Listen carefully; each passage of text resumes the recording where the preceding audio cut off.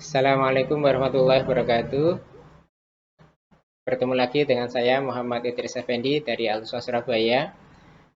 Kita pada video yang kedua ini akan melanjutkan bagaimana memanfaatkan fitur-fitur yang tersedia di Zoom yang sudah kita miliki atau yang sudah kita buat pada video pertemuan yang pertama. Langsung aja kita akan masuk ke ruang Zoom dari link undangan yang sudah kita buat pada video yang pertama. Langsung aja kita buka ruang Zoom-nya. Kita tunggu beberapa saat.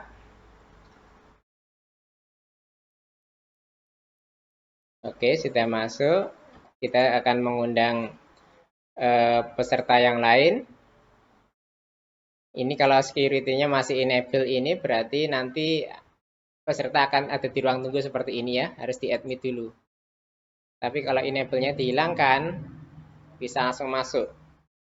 Coba Pak Kunto bisa masuk ke ruang Zoom. Oke, saya juga akan menyalakan video yang pakai kamera eksternal. Saudara sekalian, fitur pertama yang akan kita manfaatkan adalah mengkondisikan forum. Kita bisa melihat di security ini ada pilihan unmute themselves ya. Jadi anak-anak kalau rame begitu ketika di ruang Zoom sudah di mute all tetap rame, itu unmute-nya ini bisa diklik ya. Sudah nggak ada centangannya, anak-anak otomatis tidak akan bisa menyalakan mic-nya. Ya, mereka nggak akan bisa mengganggu forum. Kalau kita ingin mengizinkan, ya cukup kita pilih ya ke mereka, misalnya begini, kita persilahkan mereka untuk unmute. Ini baru mereka bisa. Ini tergantung gurunya siapa yang diizinkan. Misalnya ini ya, kita izinkan, maka di layar peserta diizinkan untuk unmute. Ya, ya, ini suaranya sudah masuk. Ketika di mute lagi, nggak bisa masuk lagi karena kondisinya masih unmute themselves. Tapi kalau mereka mau diizinkan bersuara, ini diklik lagi, nanti sudah aktif. Itu yang pertama, terkait dengan pengondisian forum. Yang kedua, yang fitur yang seringkali dimanfaatkan oleh guru-guru dalam pembelajaran adalah share screen. Ya, kita cukup pilih share screen, kita pilih materi yang mau kita tampilkan di layar Zoom. Kita pilih ini misalnya PowerPoint.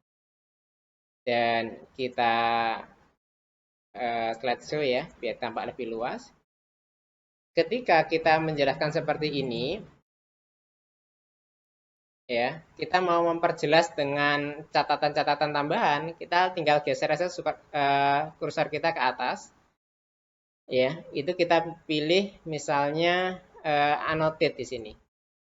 Ini bisa digunakan untuk coret-mencoret ya, untuk menambahi visualisasi saat guru menjelaskan.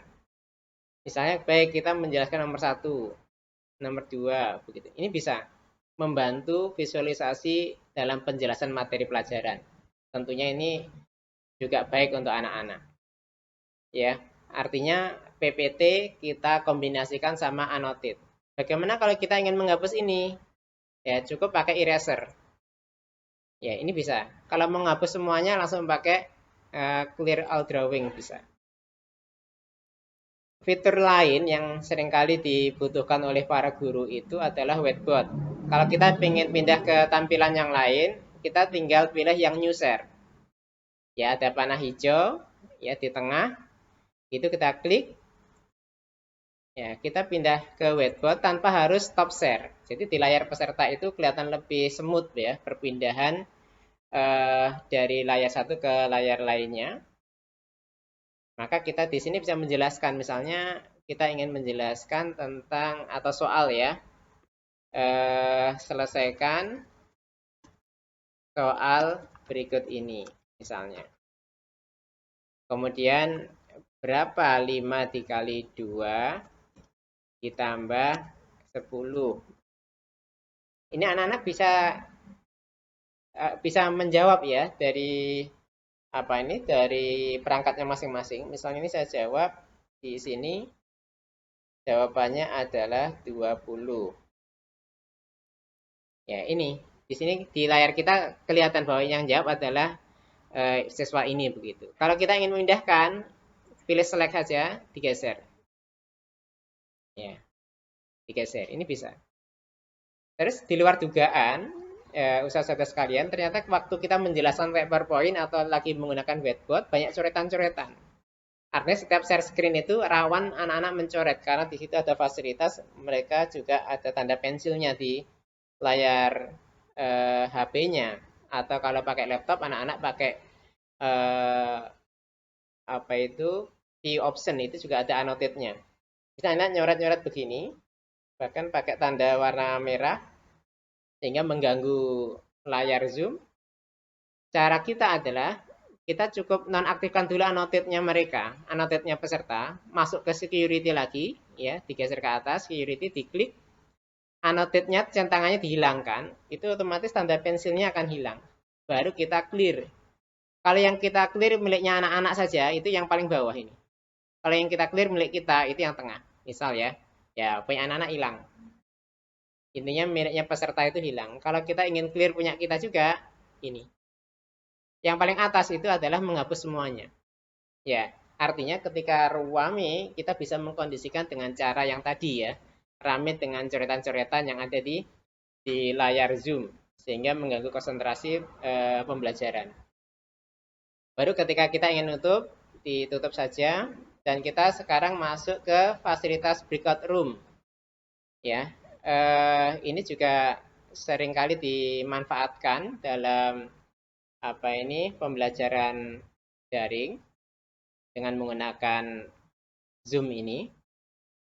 Ini ada pilihan. Anak-anak itu kita bagi menjadi kelompok secara otomatis ya, yang mengelompokkan dari Zoom atau manual ini kita sendiri yang mengelompokkan atau anak-anak diberi ruang kosong suruh memilih sendiri ruangannya. Ya, misalnya ini kalau otomatis ya, ini di-create otomatis ruangannya cuma satu.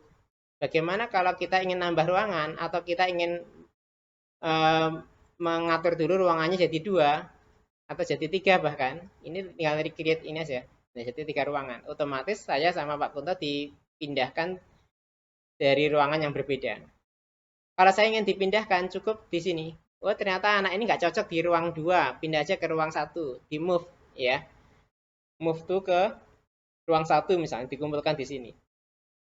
Ya, ini kebanyakan ruangan di delete bisa dikurangi. Baru kalau membuka ruangan ini diaktifkan, ya diaktifkan. Nanti tampil di layar peserta untuk join, ya misalnya untuk join.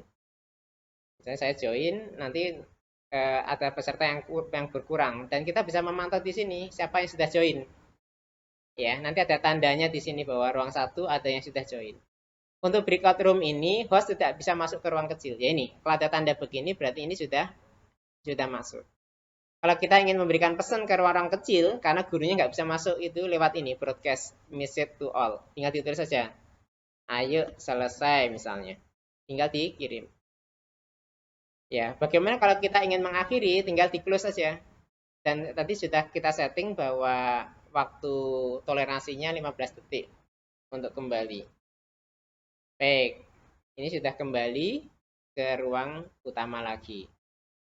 Untuk berikutnya adalah memanfaatkan record. Ya, record ini kalau pakai Zoom yang gratis, record ini juga ada. Ya, ini misalnya kita recordingnya ke komputer ya, atau ke laptop. Ini prosesnya lagi merekam. Kalau kita ingin menghentikan rekamannya, tinggal di stop saja.